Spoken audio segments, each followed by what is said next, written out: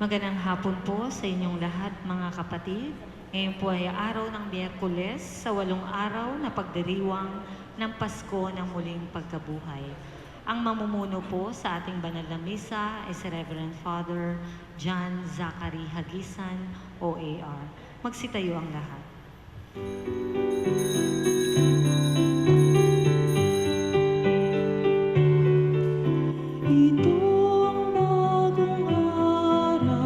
Ito'y araw ng tagumpay, anak ng tao'y nabuhay, siya'y ating parangalan, si Jesus muling nabuhay, sa kamatayay nagtagumpay. Magalak, huwag nang lumuha, hinango ang tao sa sala. Kristo Jesus, tunay kang hari, kami sa'yo'y nagpupuri. Sa krus, ika'y namatay, ngunit muli kang nabuhay. Alleluia, alleluia, alleluia. Alleluia, alleluia, alleluia. Alleluia, alleluia, alleluia. Alleluia, alleluia, alleluia. Sa ngalan ng Ama at ng Anak at ng Espiritu Santo. Amen. Ang pagpapala ng ating Panginoong Hesukristo, ang pag-ibig ng Diyos Ama, at ang pagkikipag-isa ng Espiritu Santo, naway sumainyong lahat. At sumainyo rin. Mga kapatid, aminin natin ang ating mga kasalanan upang tayo maging marapat gumanap sa banal na pagdiriwang.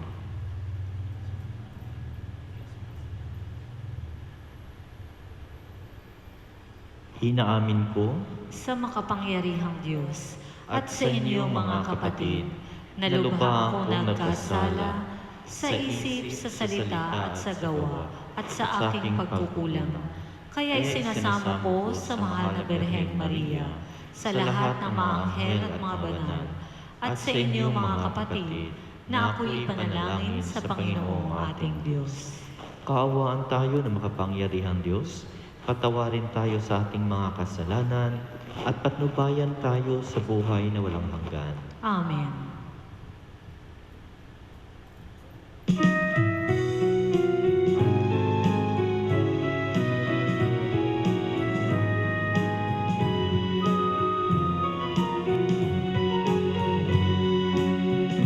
Luwalhati sa atin sa kaitaasan, kaloob sa lupa ay kapayapaan. Pinupuri ka at ipinagdarama, sinasamba ka dahil sa dakila mong kalwalhatian. Panginoon naming Diyos, Hari ng langit, Amang makapangyarihan, Panginoong Jesucristo, bugtong na anak na Diyos, Kordero ng Ama.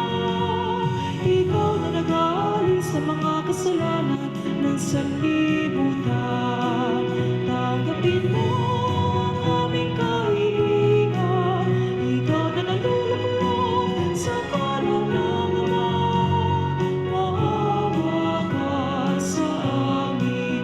Ikaw lamang ang bayan, Panginoong Jesucristo, kasama ng Espiritu, sa walhati ng Ama. Amen, amen, amen.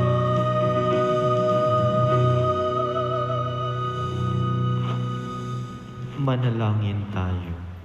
Ama naming makapangyarihan, kami pinaliligaya mo taon-taon sa pagdiriwang sa Pasko ng pagkabuhay. ng Panginoong naming mahal.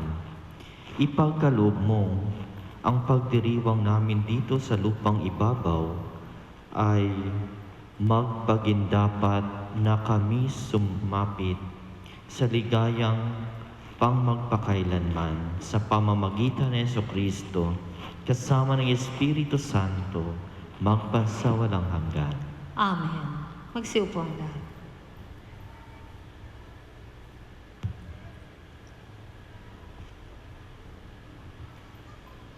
Pagbasa mula sa mga gawa ng mga apostol.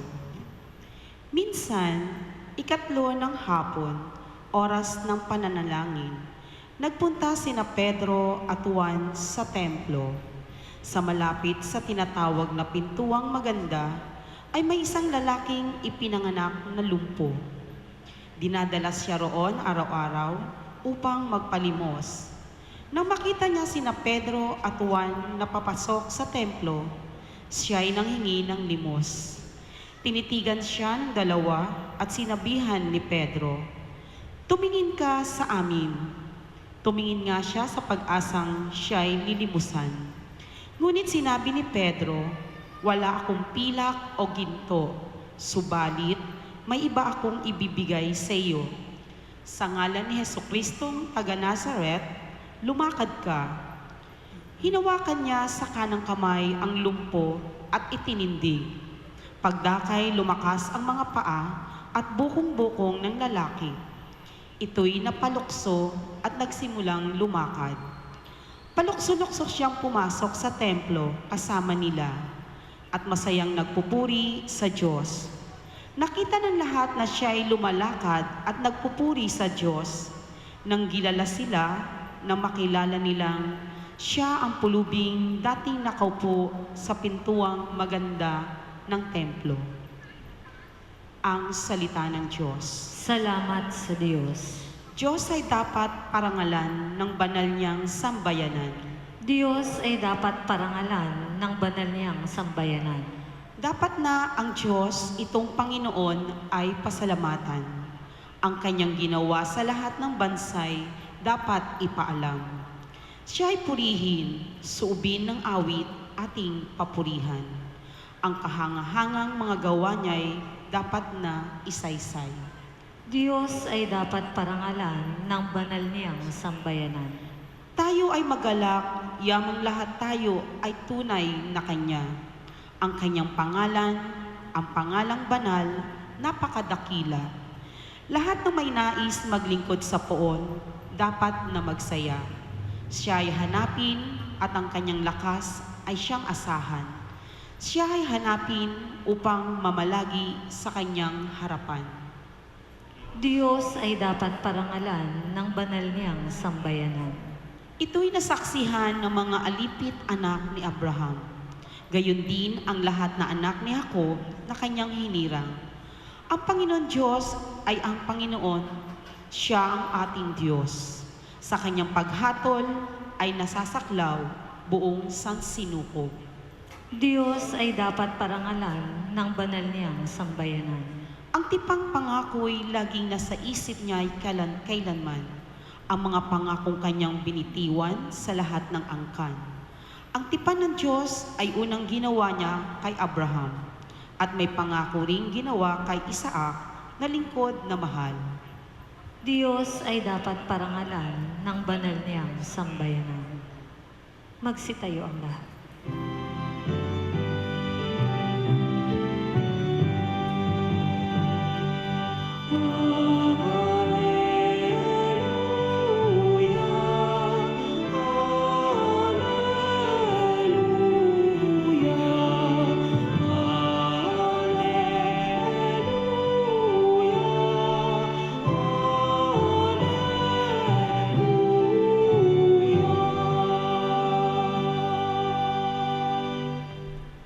Sumainyo ang Panginoon. At sumainyo rin.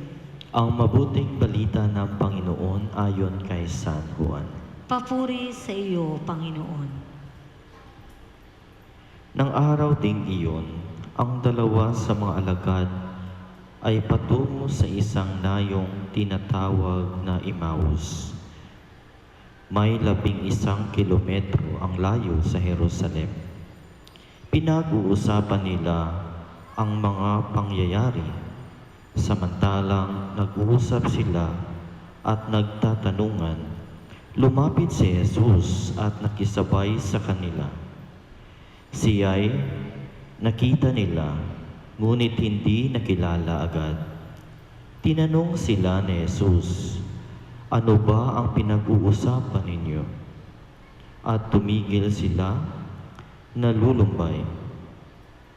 Sinabi ng isa na ang ngalay Cleopas, "Kayo lamang po yata ang dayuhan sa Jerusalem na hindi nakaalam sa mga bagay na katatapos pa lamang mangyari roon." "Anong mga bagay?" tanong niya. At sumagot sila, "Tungkol kay Jesus na taga Nazaret, isang propetang makapangyarihan sa gawa at salita, maging sa harapan ng Diyos at ng mga tao. Isinakdal siya ng aming mga punong saserdote at mga pinuno upang mahatulang mamatay, at siya ay ipinako sa krus. Siya pa naman ang inaasahan naming magpapalaya sa Israel. Hindi lamang iyan, 3 araw na ngayon mula nang mangyari ito. Nabigla kami sa ibinalita ng ilan sa mga babaeng kasamahan namin. Maagang-maaga raw silang nagpunta sa libingan at di nila natagpuan ang kanyang bangkay. Nagbalik sila at ang sabi, nakakita raw sila ng isang pangitain, mga anghel na nagsabing, buhay si Jesus. Pumunta rin sa libingan ang ilan sa mga kasamahan namin, at gayon nga ang natagpuan nila. Ngunit hindi nila nakita si Jesus. Sinabi sa kanila ni Jesus, kay hahangal ninyo, ano't hindi ninyo mapaniwalaan ang lahat ng sinabi ng mga propeta? Hindi ba't ang Mesiyas ay kailangang magpata ng lahat ng ito bago niya kamtan ang kanyang marangal na katayuan?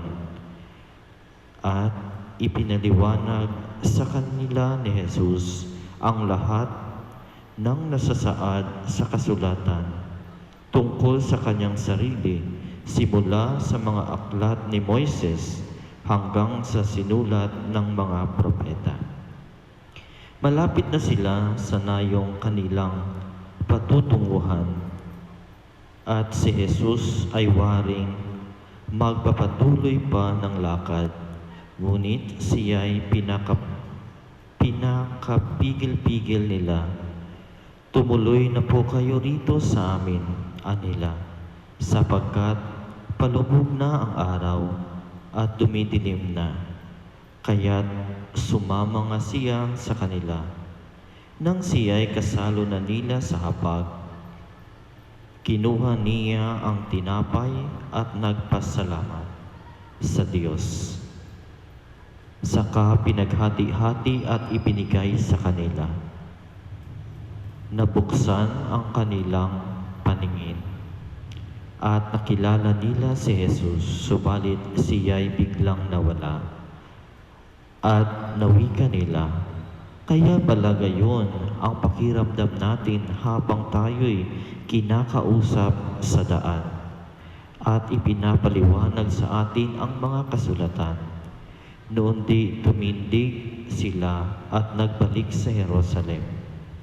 Naratnan nila nagkakatipon ang 11 at ang ibang mga kasama nila na nag-uusap-usap.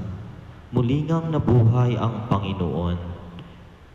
Napakita kay Simon at isinalaysay naman ng dalawa ang nangyari sa daan at kung paano nila siyang nakilala. Nang paghati-hatiin niya ang tinapay.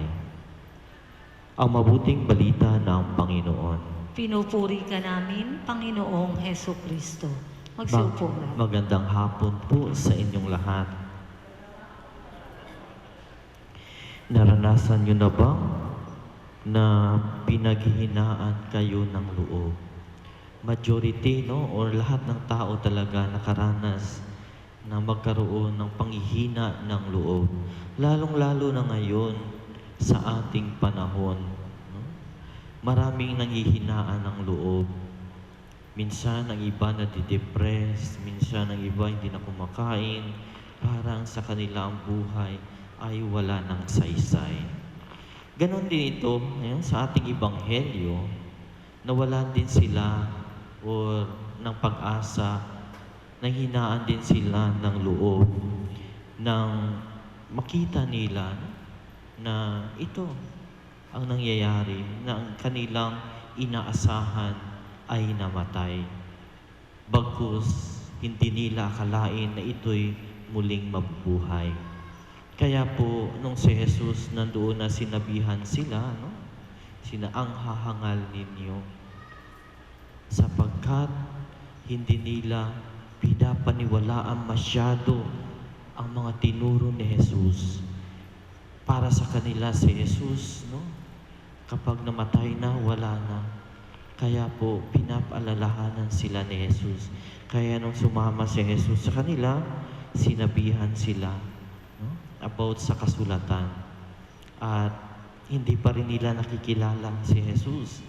Kaya nung palapit na sila at si Jesus ay magtangkapang lumakad, no? Papunta sa kung saan siya pupunta, kanilang inakay si Jesus.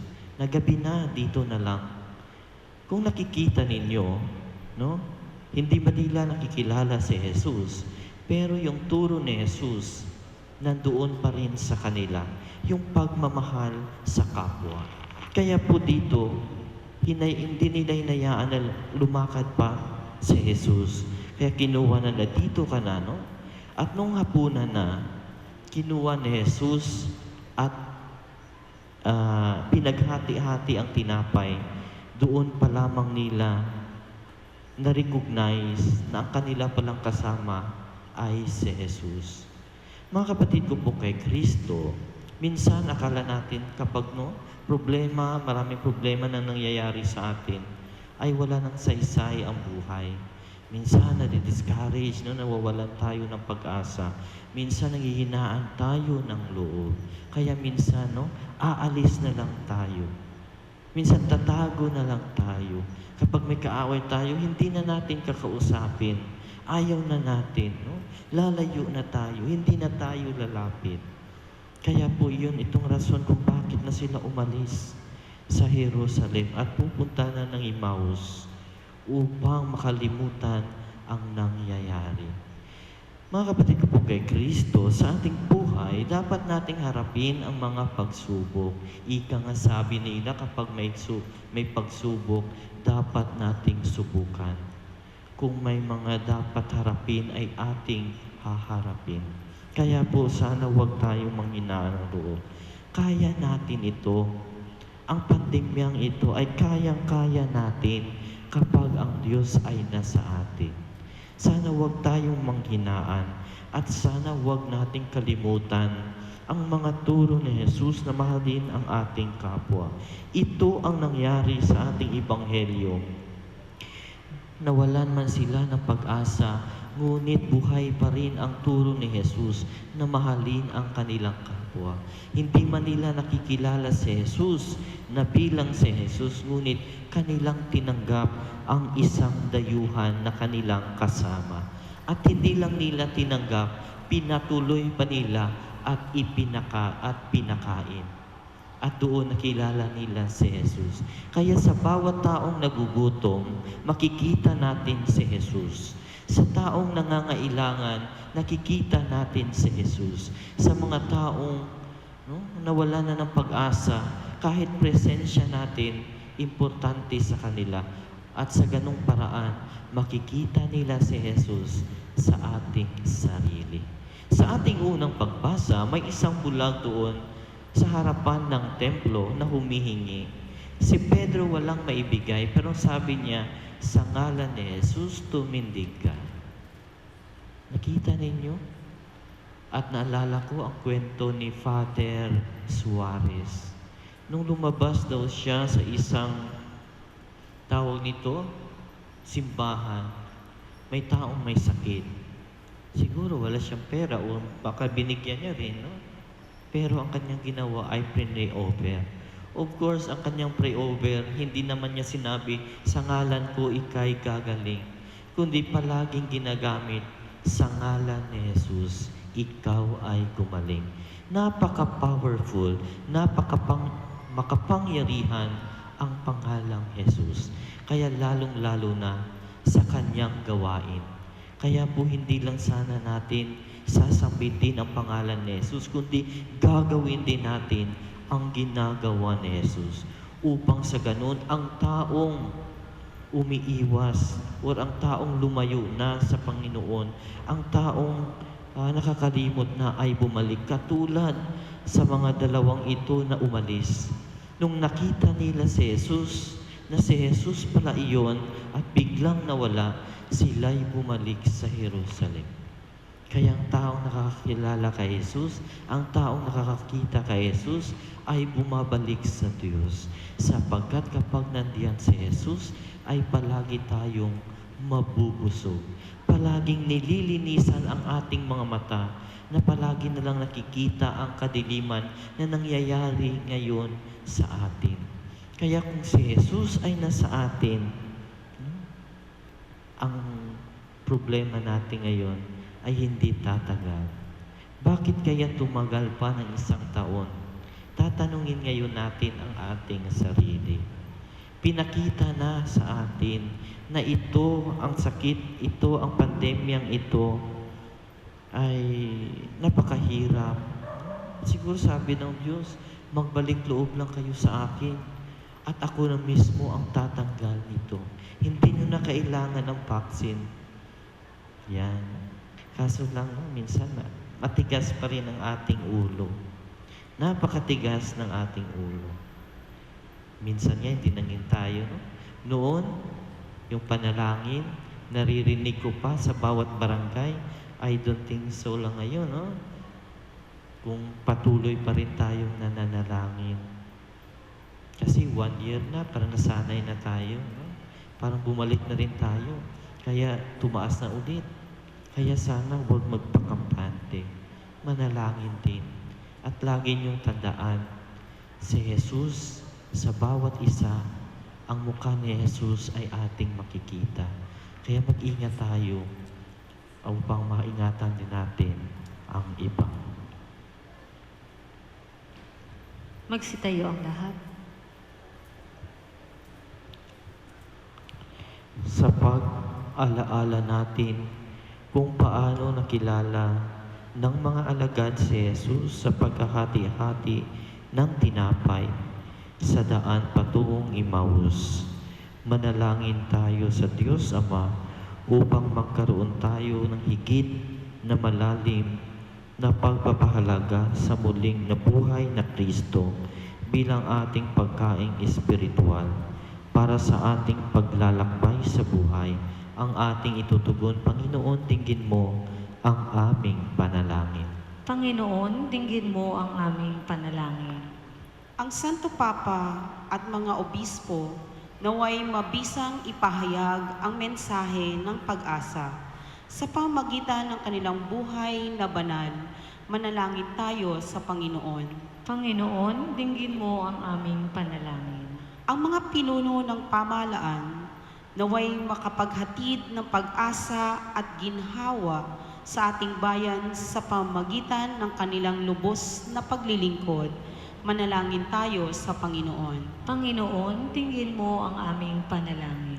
Atin nawang maunawaan kung bakit kailangang magpakasakit ni Kristo at muling mabuhay mula sa mga patay sa ikatlong araw.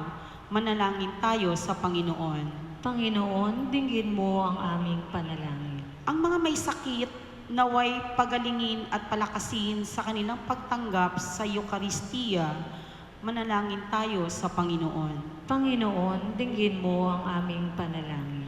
Ang mga yumao, naway magtamasa ng kaganapan ng buhay sa piling ni Kristong muling nabuhay. Manalangin tayo sa Panginoon. Panginoon, dinggin mo ang aming panalangin.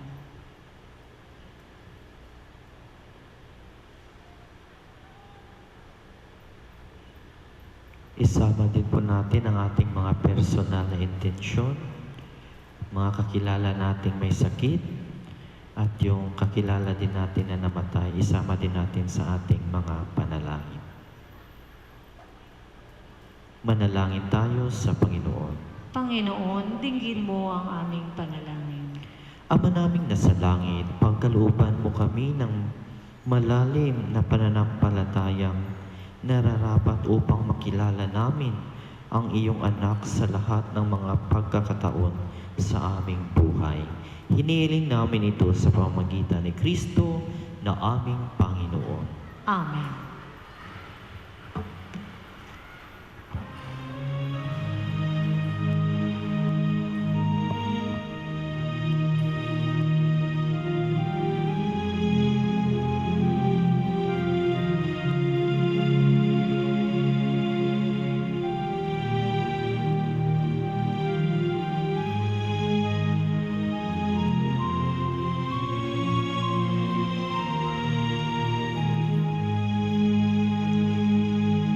Handog namin sa iyo, Ama,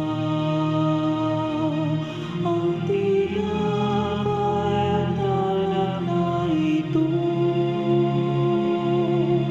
Handog ng bayang umaasa, sumasambat nagmamahal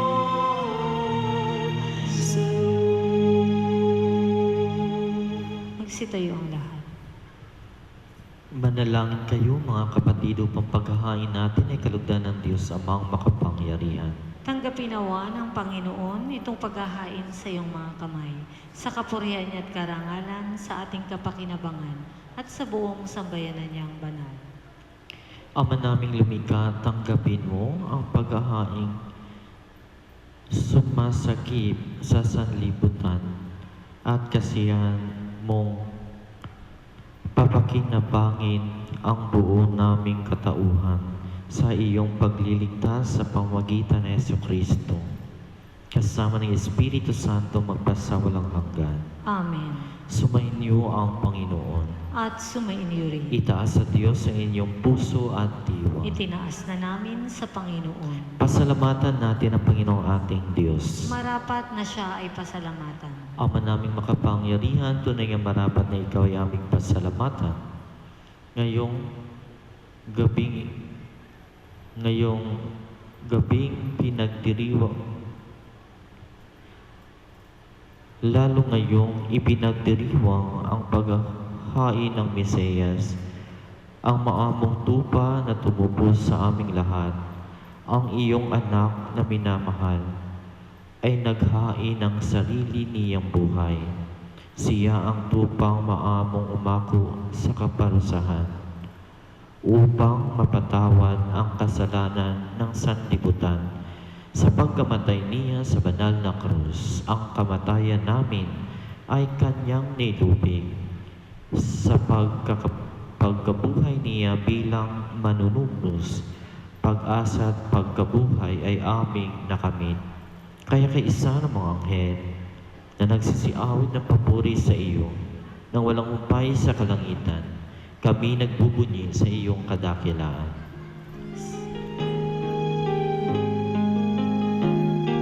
Santo, Santo, Santo, Panginoong Diyos na makapangyarihan, napupuno ang langit at lupa, nakalwalhatian mo.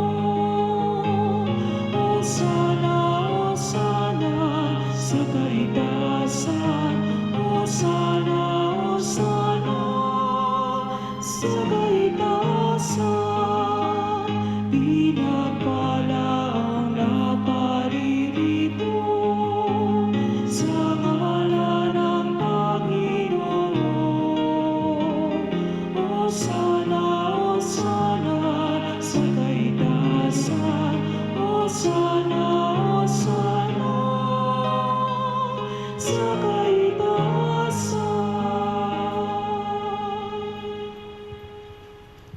naming banal, ikaw ang bukal ng tanang kabanalan.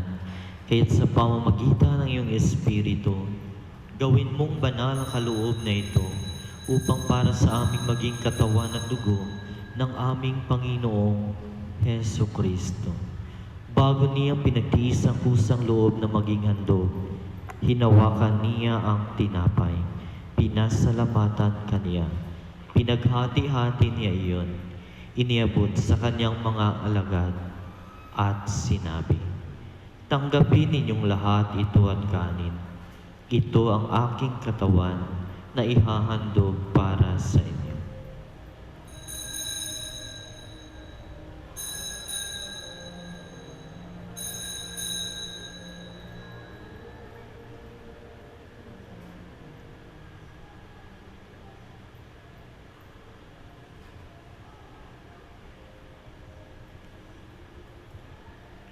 Gayon din naman, nung matapos ang hapunan, hinawakan niya ang kalis, muli kaniyang pinasalamatan. Iniabot niya ang kalis sa kanyang mga alagad at sinabi, "Tanggapin ninyong lahat ito at inumin. Ito ang kalis ng aking dugo, ng bago at walang hanggang tipan. Ang aking dugo na ibubuhos para sa inyo at para sa lahat. Sa kapagpapatawad ng mga kasalanan, gawin ninyo ito sa pag-alala sa akin."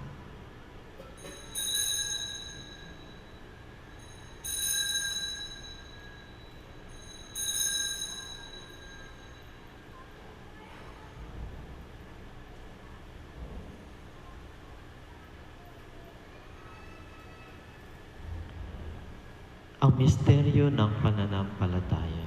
Si Kristo'y namatay, si Kristo'y nabuhay, si Kristo'y babalik sa wakas ng panahon. Ama, ginagawa namin ngayon ang pag-alala sa pagkamatay at muling pagkabuhay ng iyong anak. Kaya't inialay namin sa iyo ang tinapay na nagbibigay buhay at ang kalis na nagkakaloob ng kaligtasan. Kami nagpapasalamat dahil kami iyong minarapat na tumayo sa harap mo para maglingkod sa iyo. Isinasamo namin kami magsalo-salo sa katawan at dugo ni Kristo ay mabuklod sa pagkakaisa sa pamamagitan ng Espiritu Santo. Ama, lingapin mo ang iyong simbahan, laganap sa buong daigdig. Puspusin mo kami sa pag-ibig, kaisa ni Francisco na aming Papa at ni Jose na aming Obispo at ng Tanang Kaparian. Alalahanin mo rin ang mga kapatid naming nahimlay na may pag-asa sila'y muling mabubuhay. Gayon din ang lahat ng mga pumanaw. Kaawaan mo sila at patuloyin sa iyong kaliwanagan. Kaawaan mo at pagindapatin kaming lahat na magkasalo sa iyong buhay na walang wakas. Kaisa na mahal na Birhen Maria na Ina ng Diyos, ng kabiyak na puso niyang si San Jose. Kaisa ng mga apostol at ang lahat ng mga banal na namuhay dito sa daigdig ng kalugod-lugod sa iyo. Maipagdiwang naman namin ang pagpupuri sa ikarangal mo sa pamamagitan ng iyong anak na aming Panginoong Heso Kristo. Sa pamamagitan ni Kristo kasama niya at sa Kanya, ang lahat ng parangal at papuri ay sa iyo, Diyos sa mga makapangyarihan, kasama ng Espiritu Santo, magpasawalang hanggan. Amen. Magsitayong lahat. Sa tagupili naman nakagagaling na utos at turo ni Jesus na Panginoon natin at Diyos, ipahayag natin ang lakas loob.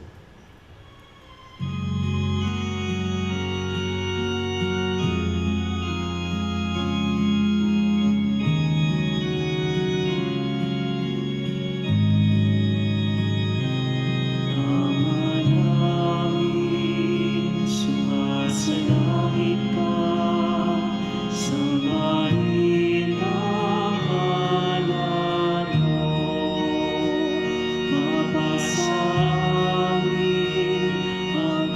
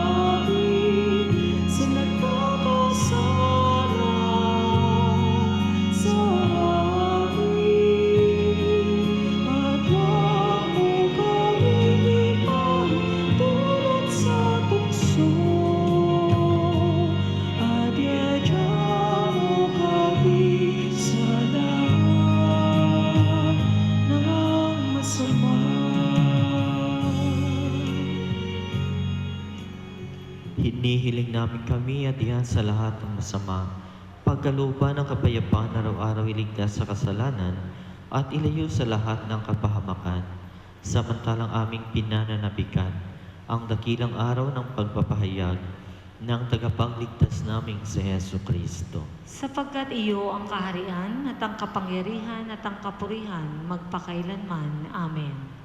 Panginoong Hesu Kristo, sinabi mo sa iyong mga apostol, kapayapaan ang iniiwan ko sa inyo.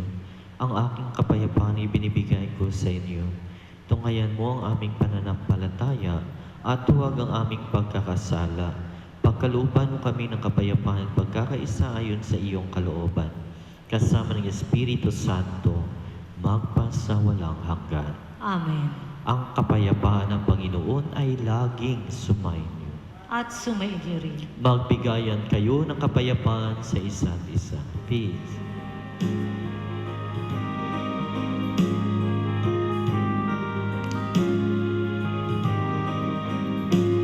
Kordero ng Diyos na nag-alis ng mga kasalanan ng sanlibutan, maawa ka. Kordero ng Diyos na nag-alis ng mga kasalanan ng sanlibutan, maawa ka. Kordero ng Diyos na nag-alis ng mga kasalanan, ipagkaloob mo sa amin ang kapayapaan.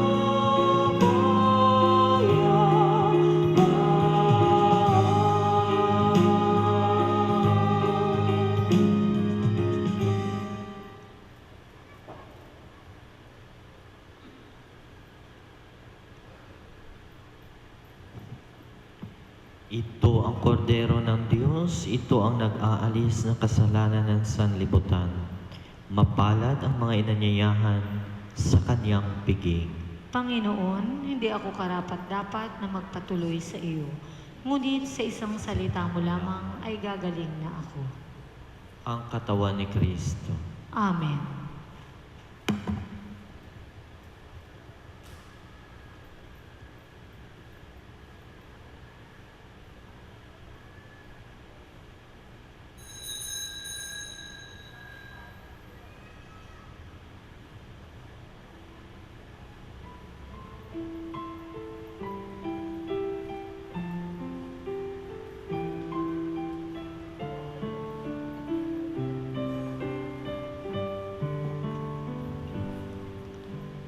Jesu, panis fide donum Patris, Jesu, fons vitae aquae, Divus et potus noster, Divus et potus noster, in itinere adomus Dei. Mula sa lupa, sumibol kang masigla, matapos kang iurakan ng mga masasama. Sumilang ang liwanag ng mga nawawala, tinapay ng buhay, pagkain ng dukha. Jesu, panis vitae donum Patris,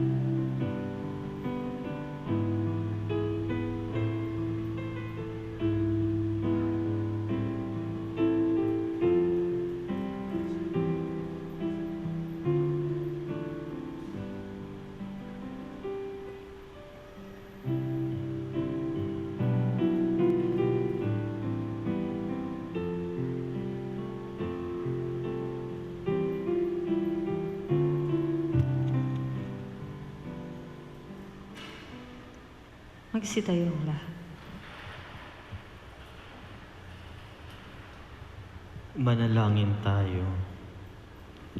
Ama naming mapagmahal, kami iyong pinapakinabang sa ikapagpapatawad ng mga kasalanan ay gawin mong mga bagong nilalang.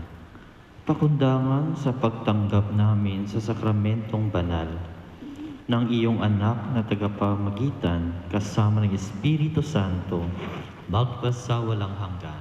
Amen. Sumainyo ang Panginoon At sumainyo rin. at pagpalain kayo ng makapangyarihang Diyos, Ama at Anak at Espiritu Santo. Amen. Pumayo kayong taglay ang kapayapaan ni Kristo. Alleluia, alleluia. Salamat sa Diyos. Alleluia, alleluia.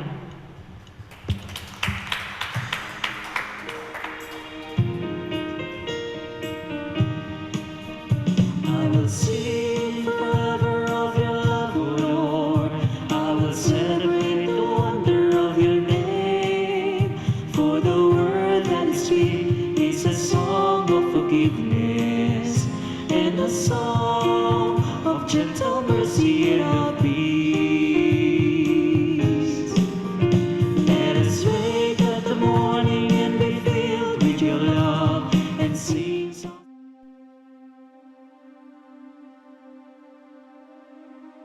Mahabagin at mapagmahal na Ama, nagsusumamo kami sa iyo upang hilingin ang iyong patnubay laban sa COVID-19 na nagpapahirap sa marami at kumitil na ng maraming buhay. Tungayan mo kami ng may pagmamahal at ipagadya kami ng iyong mapaghilom na kamay mula sa takot sa karamdaman at kamatayan. Itaguyod mo kami sa pag-asa at patatagin sa pananampalataya. Gabayan mo ang mga dalubhasang naatasan na tumuklas ng mga lunas at paraan upang ihinto ang paglaganap nito. Nagpapasalamat kami sa mga bakunang naisulong sa patnubay ng iyong mga kamay. Pagpalain mo ang aming mga pagsisikap na mawakasan ng mga bakuna ang pandemya sa aming bayan. Patnubayan mo ang mga lumilingap sa may sakit upang ang kanilang pagkalinga ay malaki pa ng husay at malasakit. Pagkalooban mo sila ng kalusugan sa isip at katawan, katatagan sa kanilang paninindigang maglingkod at ipagsanggalang sa karamdaman.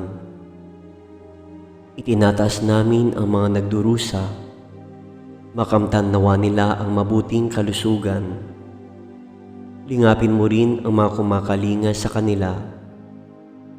Pagkamitin mo ng kapayapaang walang hanggan ang mga pumanaw na. Pagkalooban mo kami ng biyaya na magtulong-tulong tungo sa ikabubuti ng lahat. Pukawin sa amin ang pagmamalasakit sa mga nangangailangan. Sa pagdamay at malasakit namin sa bawat isa, malampasan nawa namin ang krisis na ito at lumago sa kabanalan at pagbabalik loob sa iyo. Hinihiling namin ito sa pamamagitan ni Jesucristo na nabubuhay at naghaharing kasama mo at ng Espiritu Santo, iisang Diyos, magpasawalang hanggan. Amen. Dumudulog kami sa iyong patnubay, mahal na Ina ng Diyos. Pakinggan mo ang aming makahilingan sa aming pangangailangan at ipagalya mo kami sa lahat ng kasamaan. Maluwalhati at pinagpalang Birhen. Amen. Mahal na Birhen, mapagpagaling sa may sakit, ipanalangin mo kami. San Jose, ipanalangin mo kami. San Rafael Arcangel, ipanalangin mo kami. San Roque, ipanalangin mo kami. San Lorenzo Ruiz, ipanalangin mo kami. San Pedro Calungsod, ipanalangin mo kami.